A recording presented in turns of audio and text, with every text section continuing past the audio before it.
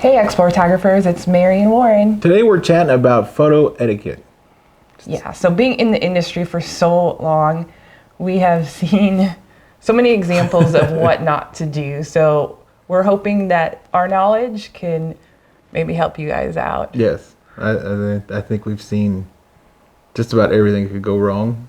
And so we're going to tell you about that today. So I think when we're talking about photo etiquette, probably number one on the list, I don't know, so many things are number one on the list, I feel, when it comes to this, but is leave no trace. So this means leaving whatever area you're photographing in the same or even better way that you found it. So many times we see nowadays photographers using that confetti, smoke bombs, chalk, chalk when they write on walls, and they just leave that mess there. If you're going to be using those items or anything that makes a mess, please pick up after yourself. Yeah, definitely be prepared to clean up after yourself. There's so many places that won't let photographers in now because of that, right? I mean, they went in, they made a mess, or they haven't respected the place that let them in. Yeah. And now we're no longer allowed there to take sessions or to do any type of photography. So yeah, we as photographers, all of us, are ruining it for our future. So we need to really take that leave no trace to heart and pack in what you pack out, or pack out what you pack in. However that goes. You take that very seriously. Yeah, and we're not here to lecture you or to say we're better than you or this is how it has to be. The reason that we're saying this is exactly what Warren said, is that so many places are banning photographers now, charging for use because they have to pick up after us, and that just gives us as a community a bad name, and we want to do better than that. Yeah, that's for sure. And so that goes too, like if you're shooting on a location and you're moving even furniture around or things around to use as props, make sure once you're done, just put them back. Yeah, always leave it the way you found it. I think we've seen that quite a bit, and we've had places kind of start banning us because we've had other photographers take a bench for where the place put it, a chair or a bench, use it in their pictures and then just walk off and leave it, or letting their subjects crawl on things they shouldn't be crawling on, walls, and all kinds of stories that we've heard. So we definitely have to respect where we're at. Leave it like you found it. So again, we've moved a bench to make a photograph, but take it back and put it where they originally came from, so the place or the park stays the way they want it to be instead of the way we photographers think it should be. Yeah, exactly. And that would probably lead us to our number two most important thing on the list, and that is making sure you ask permission before shooting at locations, especially private property. Know areas that you may need permits in. Lots of areas have parks that require permits. So make sure you do your research before you shoot somewhere. Yeah, you definitely need to know the rules and what's required of you as a photographer, and you need to have full permission to go on their property and do, your work. So, permits, permission, and I think one of the things we've been seeing in reception halls is insurance, right? They've been requiring an insurance policy to cover our actions on their property. So that's something to keep in mind as well. I know commercially working a reception or an event is different than just doing your kids' photographs, but that could be a requirement down the road or today. So. And it may be obvious, but we've seen this happen before, so maybe it's not so obvious to others. But if there's a no trespassing sign, please don't trespass. Right. Absolutely. Yeah, absolutely. And you have to keep in mind that not all public places are open for you to use them as you wish. So there is a lot of turmoil around photographers in like train stations and what you would perceive as a public place.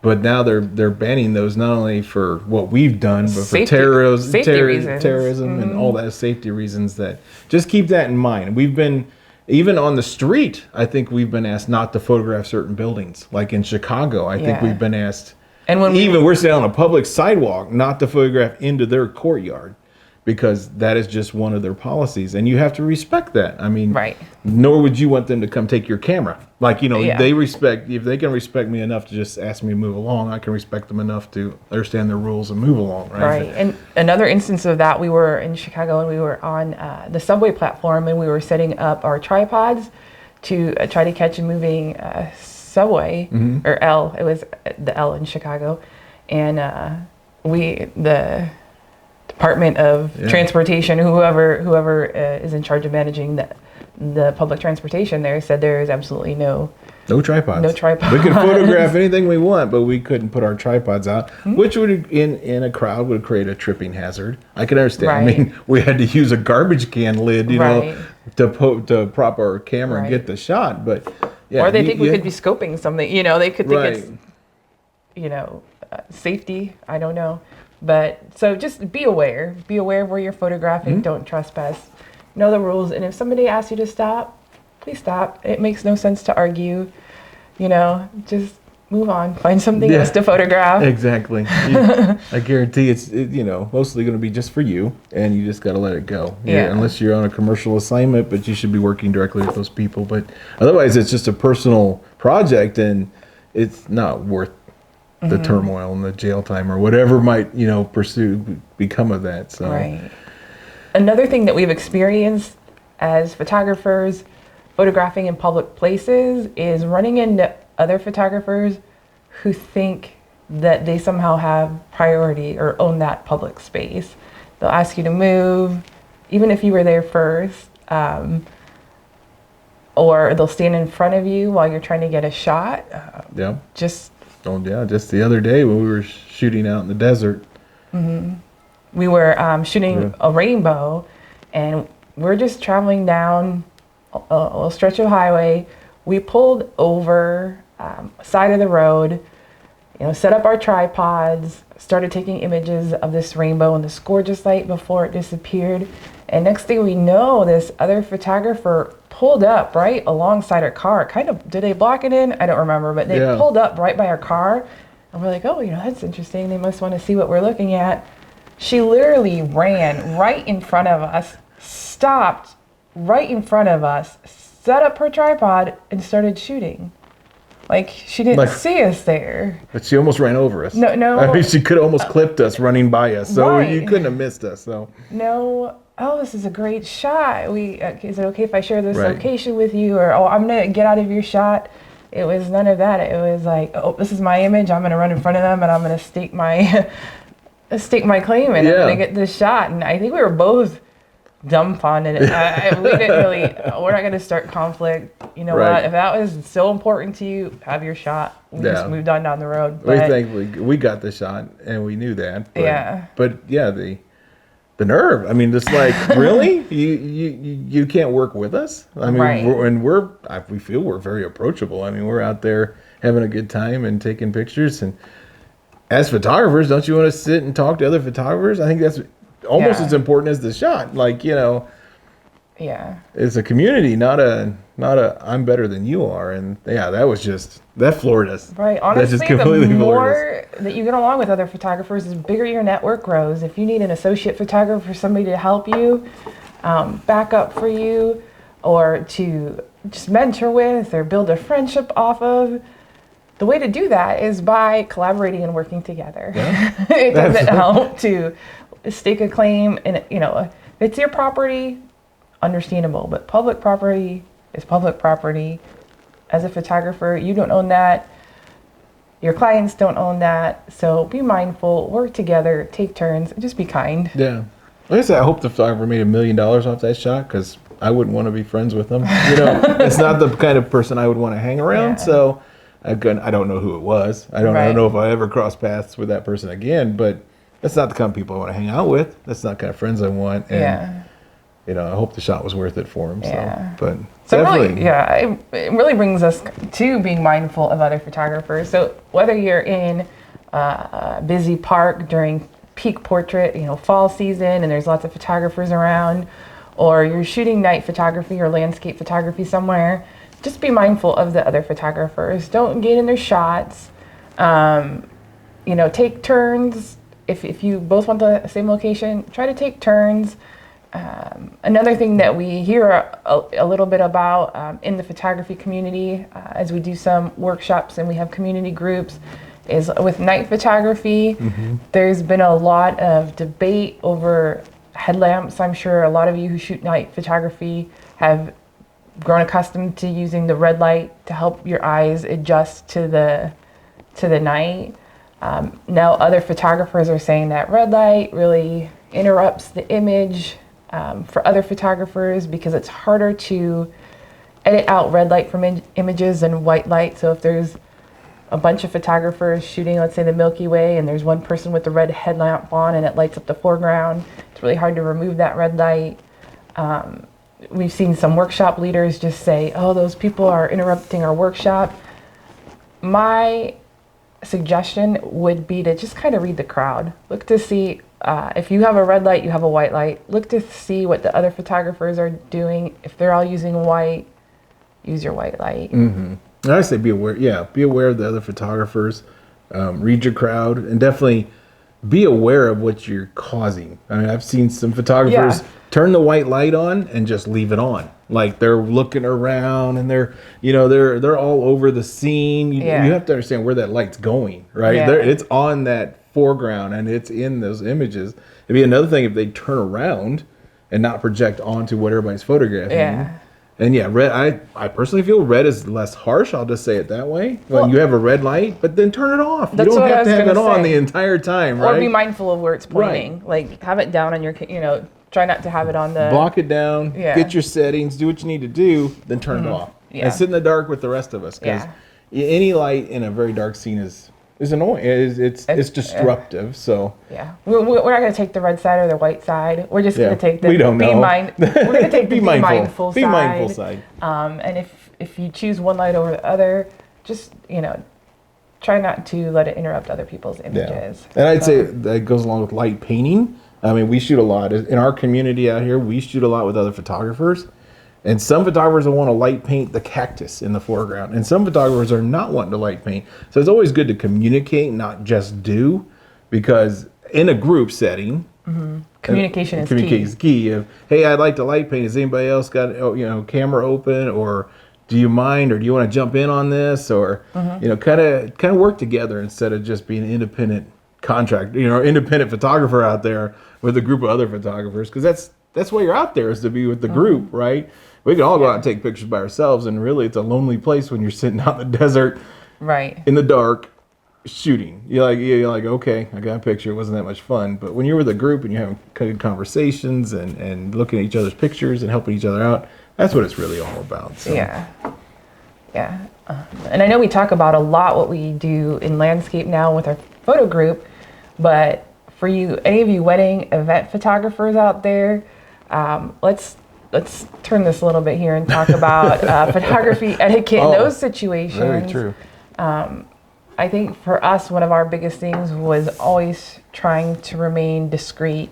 At weddings, we've seen a lot of wedding photographers riot up on the altar, during the vows, during the big moments, just in the faces of the bride and groom, trying to capture this image that they believe is going to be the image, but sometimes you have to remember it's not your day, it's their day, and their family and friends didn't come there to watch you photograph them, they came to watch the wedding. So step back, use a longer lens. We've had some ninja moves, we're hiding behind posts, but we try not to stand out. You definitely want everybody in that wedding to go, oh, I didn't really know there was a photographer there, right? I had a bride and groom that actually thought I left the reception when we delivered the pictures, and they're like, we thought you left like 2 hours, and the pictures just kept going, like, because I wasn't, that was our whole key, right? Is not be intrusive to this moment. That's their story, and you don't want their family to go, oh, that was a really nice day looking at the photographer's rear end, right? Because you're right in front of them. You have to be aware of the parents, you have to be aware of the grandparents, you have to be, stay out of the way, be ninja-like, right? And that just drives me crazy when the photographers think they have to be right up on the altar. I understand the videographers can't move like we do, but man, when they set up on the altar in my shot, I'm like, oh man, like, can't we find a better angle than this? But I understand they have a different perspective. Their camera's always rolling, so yeah, I get it. But yeah, and that's probably another thing from our wedding side, from the years we shot weddings, was to always try to work with the videographer. It's a dance when you have us two as photographers, and then maybe one or two other videographers and one couple, right? And there's a dance that we all have to try to stay out of each other's pictures, out of each other's frame. And if you don't communicate and get along, it's just going to be that much worse, right? I mean, we've had people butt right in front of us, push us away from a cake. You know, it comes down to you're not priority and they're not priority. We have to work together. The bride and groom is the priority, right? The story that we're trying to tell, both sides, video and still, they're the priority. Yeah. Their day is the priority. And if you make a fool of yourself, you're going to have a very bad name on your business. Yeah. And that whole, you're marketing to the 100, 200 in the good old days when we could get together. 100, 200 guests. If you're a jerk, they're going to know your name, and that's going to get out in the community. So best is to try to mellow yourself, work with others, and be ninja-like, right? And not disrupt the story of their day, like. And again, it's how you build. Aside from it, you know, turning out good for the bride and groom, so they get the best pictures they can get and the best video they can get. But it helps build your network. So, you know, videographers may recommend you when they have people looking for photographers, or you might recommend that videographer because you know you really worked well with them and you want to continue working with them. So again, it's just going to be helpful to build your network as well, aside from the etiquette part of it. Another thing with weddings or events in general, I will say is important as far as etiquette is knowing the venue, knowing what's allowed, knowing where you're allowed to go. A lot of churches, they don't allow you to use flash. Don't use flash if they tell you not to use flash. Right. Because again, our community was not huge. It was not a metro, you know, like Phoenix or Chicago. It was a little bit smaller community. But you will be back in. If you plan to do this as a side hustle or a career, you're going to be back in that venue. And they're going to remember you if you break the rules, right? If you want to get on the preferred list and all that, a preferred vendor list, then you want to follow the rules. And it's important to ask beforehand. Yeah. No image is worth ruining their story or you having a bad reputation as a service provider. So get the images, tell the story, but be respectful. Yeah.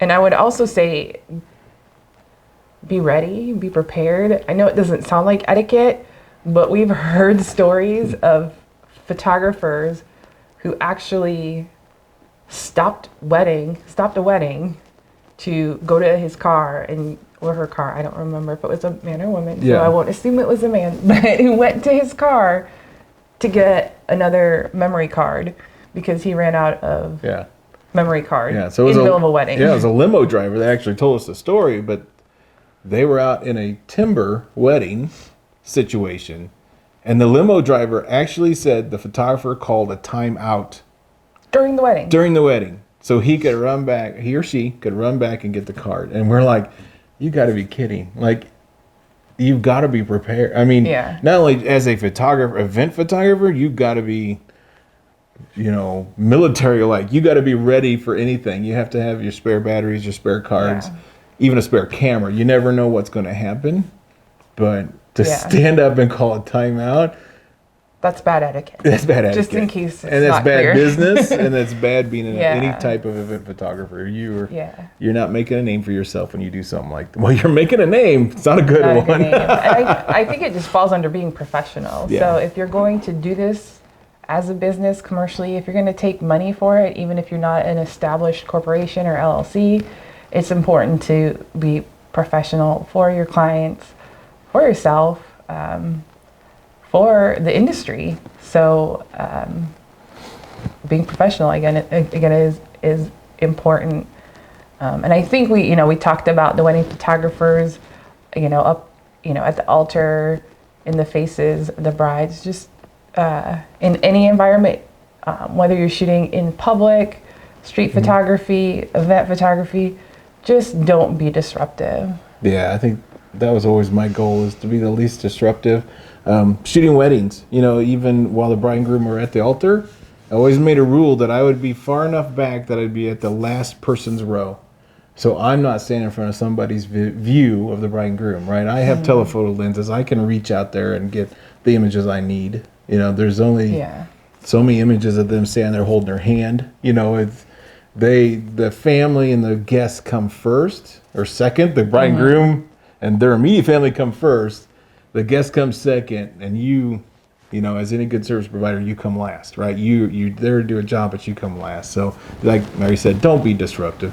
I mean, I always made a point to, where's my lens cap? I don't want to drop that. What's going to fall off my camera? What kind of shoes am I wearing? Are they going to squeak when I move? You have to be very ninja-like and prepared just not to be disruptive, because that is their, they're hoping it's their one and only wedding in their life. Yeah. And it's a very special moment for them. And you don't want to be that person that disrupts them. Yeah. And I know we may feel kind of all over the board. We've talked a little bit about landscape, events and such, but we want to make sure we're kind of covering all bases here. So this pertains to wildlife photography as well, too. We don't want to disrupt the animal's natural habitat. We don't want to make them uncomfortable in their natural habitat, because they're gonna get scared. Yeah, you're gonna impact on them, right? And when we shot the eagles and they were throwing them frozen fish, and a lot of people say, that's not right to bait them in.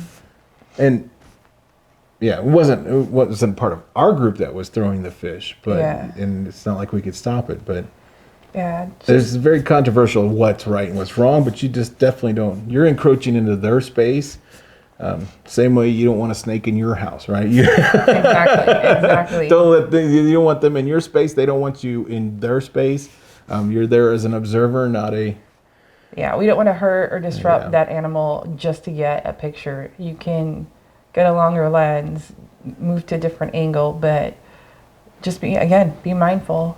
Is what it all boils down to, really, when we look at our whole list. and leave it as you found it, Yeah, so we hope that you guys were able to learn something from maybe some of the experiences. Years of experiences that we've had. Yes, I hope so. Yeah, we'd love to hear if you have any additional photography etiquette that you'd like to share with us. Please put in the comments. Or share your craziest stories, because we love crazy stories. We have a few we'll probably can talk about one day. Yeah. In all the weddings we've photographed, we've got some crazy stories. So for sure, let us know some of the crazy things you've seen out there as a photographer, how you've been treated, or how you've seen other photographers maybe mess up a little bit. So share it with us. And then also, please feel free to join our photography community on Facebook. If you search Exploretography community for photographers, we should pull right up. We'd love to hear your stories there, see some of your photos. So if you like this video, please comment below. Thumbs up, ring the bell, subscribe if you'd like. We'd love to have you back if you're not currently a subscriber. And until our next chat, explore, create, and do good. Bye, guys.